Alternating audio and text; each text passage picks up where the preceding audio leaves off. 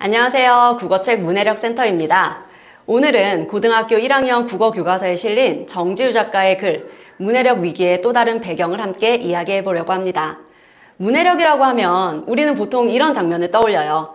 금일을 금요일로 알고, 심심한 사과를 지루한 사과로 알고, 사흘을 사일이라고 알고, 어휘를 잘못 사용하는 모습 말이에요.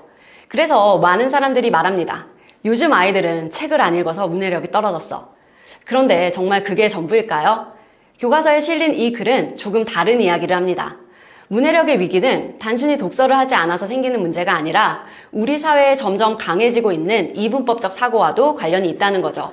내 편 아니면 네 편. 예를 들어 친구가 갑자기 연락을 안 했다고 해볼까요? 무슨 일이 있나? 바빴을 수도 있겠네. 기분이 안 좋았을 수 있겠어. 나한테 서운한 일이 있나? 여러 가능성을 열어두고 상대의 맥락을 상상합니다. 하지만 요즘 아이들은 연락 안 했어? 그럼 나를 싫어하는 거야. 끝입니다. 상대의 상황이나 맥락은 사라집니다. 교과서에 실린 글에서는 이런 현상이 온라인 공간에서 더욱 심해진다고 말합니다. 어떤 상황에 대해서 찬성하는 입장은 찬성하는 입장만 우리 편, 반대하는 입장은 반대만 우리 편이라는 생각을 하고 있어요. 어떤 부분은 찬성하고 일부는 반대할 수도 있는데 말이죠.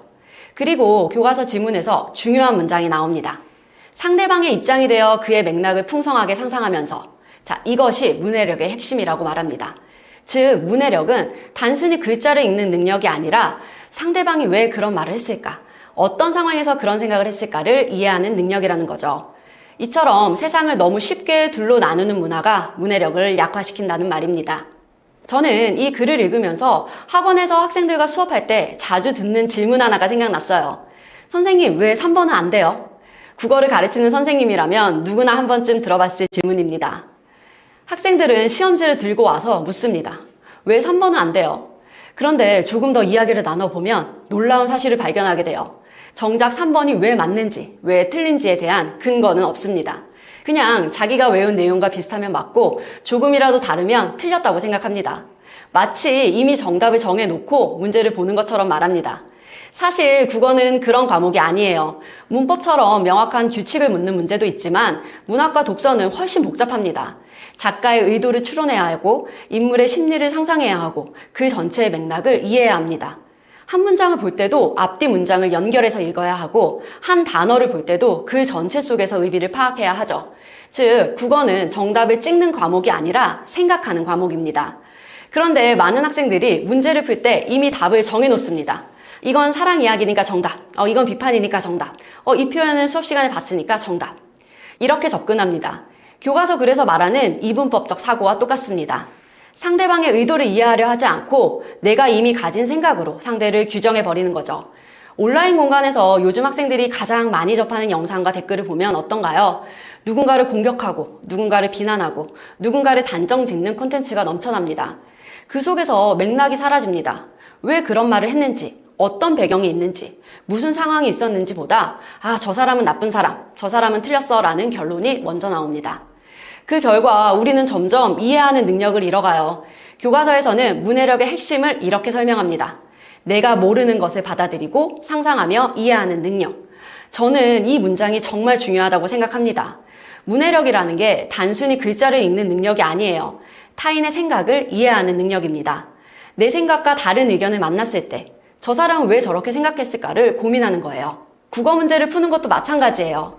선택지 3번을 보고 이건 틀렸어 라고 말하기 전에 출제자는 왜 이 선택지를 만들었을까? 이 선택지가 답이 되려면 어떤 조건이 필요할까? 내 생각과 다른 해석은 가능할까를 고민해야 합니다. 그 과정이 바로 문해력입니다. 그래서 저는 학생들에게 자주 말해요. 국어 공부는 정답을 외우는 공부가 아니라고, 답의 이유를 찾는 공부라고, 왜 맞는지, 왜 틀린지, 왜 그렇게 판단했는지를 적절한 근거를 들어 설명할 수 있어야 한다고 말입니다. 실제로 상위권 학생들은 정답을 맞힌 뒤에도 생각합니다.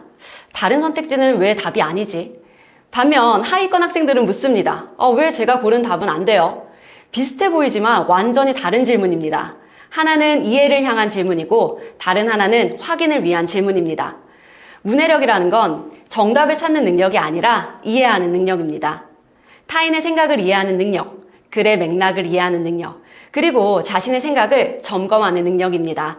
그래서 문해력은 국어 과목만의 문제가 아니에요. 수학에서 문제의 조건을 해석할 때도 필요하고, 과학에서 자료를 분석할 때도 필요하고, 사회에서 서로 다른 관점을 이해할 때도 필요합니다. 심지어 사람과 관계를 맺을 때도 필요합니다. 결국에 좋은 성적을 만드는 힘도, 좋은 판단을 만드는 힘도, 좋은 삶을 만드는 힘도 문해력에서 시작됩니다. 그래서 우리는 아이들에게 몇 점 맞았니만 물어봐서는 안 돼요. 그보다 더 중요한 질문은 이겁니다. 너는 왜 그렇게 생각했니? 다른 관점도 가능할까?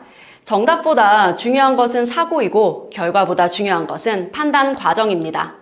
그리고 국어 공부의 진짜 목적은 정답을 찾는 것이 아니라 더 깊이 생각할 수 있는 사람으로 성장하는 것에 있어요. 오늘 아이가 틀린 문제를 들고 온다면 이렇게 물어보세요. 왜 틀렸어가 아니라 너는 왜 그렇게 생각했어? 그 질문이야말로 문해력 교육의 시작일지 모릅니다. 오늘 영상은 여기까지입니다. 감사합니다.